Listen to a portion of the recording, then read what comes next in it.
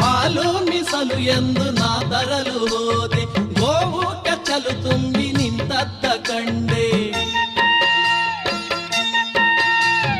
ಹಾಲು ಮೀಸಲು ಎಂದು ನಾ ತರಲು ಹೋದೆ, ಗೋವು ಕೆಚ್ಚಲ ತುಂಬಿ ನಿಂತದ್ದ ಕಂಡೆ. ಗೋವಿನ ಕರು ಬಂದು ಕೆಚ್ಚಲಲ್ಲಿ ಬಾಯಾಡಿ ಹಾಲಂತೂ ಮಡಿಗಿಲ್ಲವೇ.